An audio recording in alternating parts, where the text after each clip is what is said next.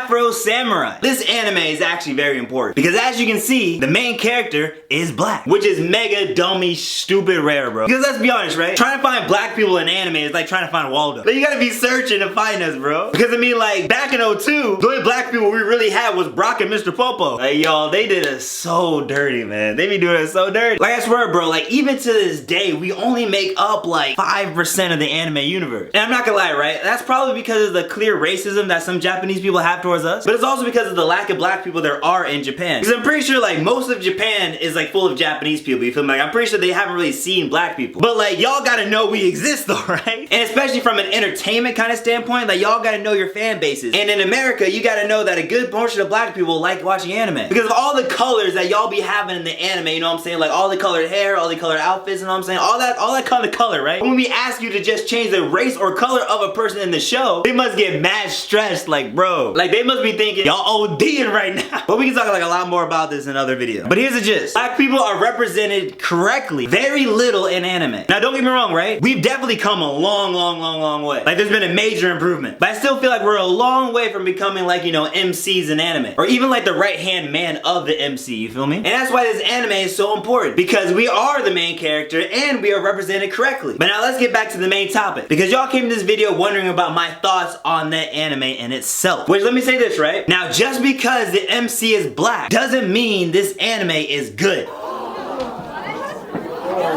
You need to leave. Now, I get it, right? I get it, okay? I know a lot of y'all looking at me like, KT, okay, we love you, my brother, but you better watch your words carefully, or there's gonna be some action. Hear me out, okay? Hear me out. No matter what the actual content of the anime is, as long as the anime character is black, it's good, okay? I'm not gonna say that. Now, would I enjoy it more? Like, hell yes. But if an anime is ass, bro, I gotta say it, okay? I gotta say it. Like, for example, right? Y'all remember that one anime, like, Neon Tokyo, I already forgot what it's called. The one with Jada Smith. That anime had a black character as the MC, but that anime was trash. Like, I don't even gotta do a video on it, okay? Don't watch it. Like, I watched like the first episode and bro, I wanted to speak to the manager because this was not what I ordered. So listen to me, right? I know I have like little to no influence, but with this little influence, I'll make sure I steer you guys in the right direction. Like, let me take the wheel, bro, I got you. But on to the question though. Now, I watched this anime like years ago, okay? Years and years ago. But I just rewatched it recently, you know what I'm saying? Because I wanted to be fresh in my head. And I also wanted to confirm if it aged well. Because back then it may have been great, but now, like, you know, in 2022, is it still good? Like, does it still have that moment? Is Afro Samurai still worth watching to this day? Again, this anime was heat back in the day. And it is still heat now, boy! Yes, sir!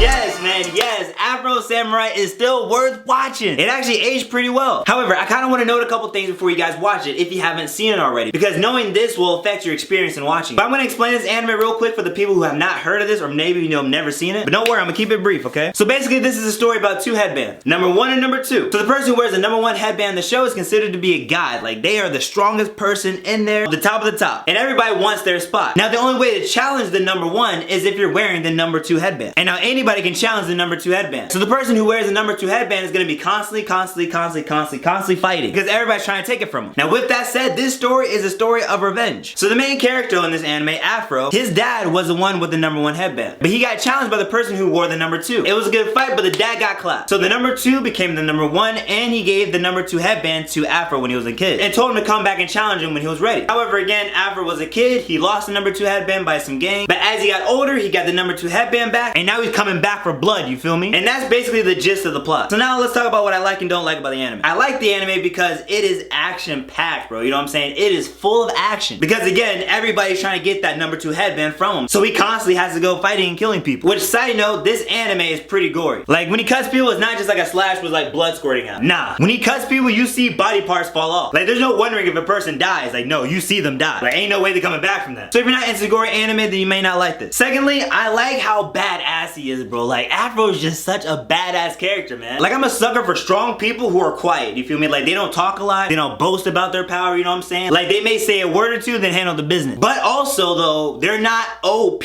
Like, they're strong and super skilled, but they're not ridiculously overpowering everybody. Because Afro Samurai takes hits, you feel me? Like, he gets cut, he gets injured, he gets knocked out. So it's not like, you know, he just goes and just eliminates everybody and everything. I mean, most likely he does a lot, but he does take hits, which makes it a little bit more, you know, like, realistic, you feel me? I like to see a little bit of struggle. trouble. And even though he doesn't talk much, another thing I like about this anime is the dialogue. Which again, another side note, this anime is in dub, okay? I'm pretty sure you can find it sub somewhere, but this anime was like originally came out in dub. Which hold on now, you know what I'm saying? I know all the sub people are like, okay, I'm never gonna watch this, but no, like trust, I think it's worth watching. Because they got Samuel L. Jackson playing his friend and him. And his friend is freaking hilarious, bro. Like, if you've watched and liked the Boondocks, you're gonna love him, because he fits right in there. Because he's always like in the background yelling at Afro like, move right, no, move left, yo, duck, move. I don't know about this one, man, you better run. He's always giving like these little comments, and Afro's just like, bro, shut up, let me focus. And there'll be sometimes scenes where he's traveling and all that kind of stuff. He's like, bro, why are we going this way, man? The girls are back there. And just the way, you know, Samuel L. Jackson's voice just puts it like, bro,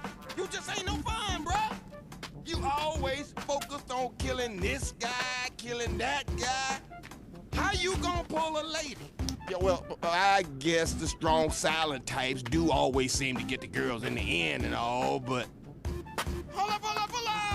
like, you just have to watch it, man. It's just a straight masterpiece. So now let's go over some things I did not like about this anime, which is my last major note. It's too short. This anime is way too short, bro. It's only 5 episodes in a movie. And it's not like hour episodes. Like, no, it's like 25, 26-minute episodes. And because of that, there's not much room for content, which makes the plot super simple, you know what I'm saying? Because they don't have enough time to like build up on characters, expand stories, or like, you know, give more background or details about things. Like, you'll notice the pacing of this anime is quick, which also sucks because a lot of the fighting like wraps up quickly. And like main villains you see, they get handled very quickly. And so after he beats them, you're just like, is that it? That was only like 15 seconds. So a lot of things I wish they built up on, and a lot of things I wish they expanded, but again, since it's so short, they can only do so much. So you can't expect too much mind-blowing happening in this anime. And so that's what I want you guys to know when you guys go in there and watch it, is that this anime is short, and so they can only do so much within the 5 episodes, because the movie isn't like some crazy addition to the plot. But with that said, that wraps up my thoughts on Afro Samurai. So again, this anime is definitely worth watching. It's definitely a classic, and you know, like an easy anime to just kind of finish in a day, you feel me? So if you guys haven't seen it, go ahead and watch it and let me know what you guys think. And if you have already seen it, let me know what you thought about it. And also something worth noting is that it has a good soundtrack. But alright guys, take it easy.